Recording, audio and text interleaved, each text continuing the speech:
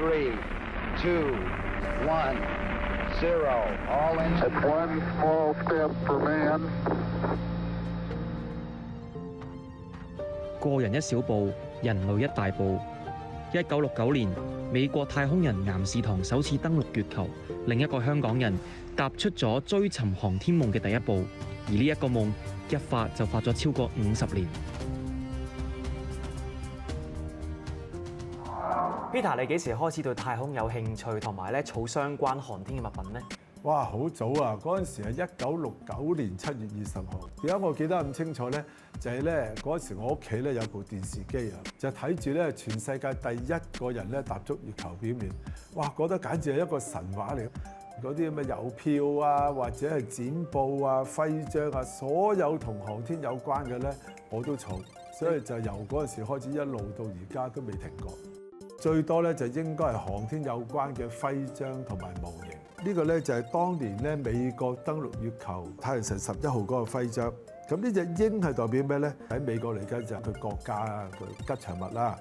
咁咧而佢當時選擇嗰個登月艇個名咧就叫 Eagle 啦。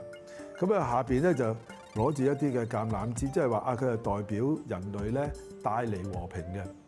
嗱，呢一個咧就係神舟23號嘅載人任務嘅徽章，佢將我哋香港第一個太空人啊黎嘉瑩啦帶上太空啦，所以你見到咧呢個徽章嘅左邊咧就有個紫荊花嘅圖案，佢嘅右手邊咧就係會見到有個仙女飛天嘅。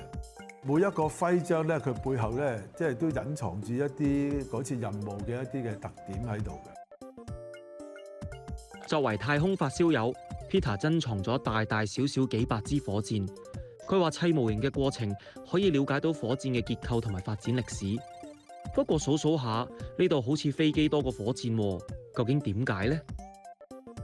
就喺我學習呢一個航空航天嘅過程嗰度咧，咁我就知道咧就原來咧所有嘅當時嚟計嘅美國啊、俄羅斯啊，甚至乎中國嘅第一批嘅太空人咧，全部都係戰鬥機機師嗰度訓練出嚟嘅。有2架我係最中意嘅，呢架咧就叫做 X-15。美國第一個登陸月球嘅太空人咧就叫做 Neil Armstrong。未飛去月球嘅時間咧，佢就係飛呢一架 X-15嘅。嗰個速度係去到咩咧？去到咧超音速6.73倍，好快，飛到去太空邊緣。太空邊緣嘅時間真係空氣好稀薄，稀薄到咧佢唔係好承托到嗰架飛機，結果咧就成架飛機喺度打滾。但係 Neil Armstrong 咧佢係好鎮定嘅，佢最後咧就係話喺一個咁困難嘅情況之下咧，能夠控制到呢一架 X-15咧平安咁樣落翻嚟。所以就其中之一個理由，點解會揀 Neil Armstrong 就成為第一個登陸月球嘅太空人啊？所以覺得佢係一個非常之重要嘅一架飛機啊。X-15戰機梗係重要啦。30年前 ，Peter 就係根據盒上嘅海報寫信俾美國太空人訓練計劃，竟然意外得到同世界各地太空人交流嘅機會。Peter 仲帶埋一班本地學生去到唔同國家嘅訓練基地體驗，希望推動航天教育。世界各地嘅航天機構送咗好多珍貴嘅航天物品俾佢作為支持，包括呢啲太空人先至有得食嘅太空食物。今日我就有機會試食太空雪糕啦！嗱，呢個3粒好似咧一粒一粒嗰啲，好似扭計式拆出嚟咁樣。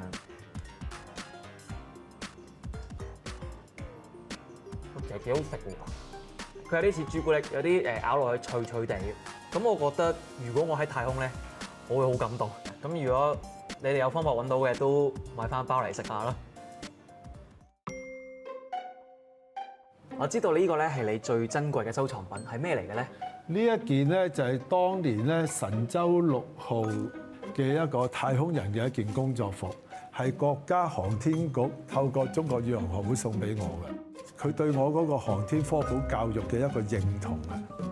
咁對我嚟講咧，我梗係希望咧未來香港唔只得一個航天員，我哋會有咧第2、第3、第4，我哋嘅航天科普教育啦，我哋嘅航天嘅成就咧，就會更加令到多啲人認識同埋多啲人受惠嘅。呢個就係我嘅一個夢想啦。1、2、3。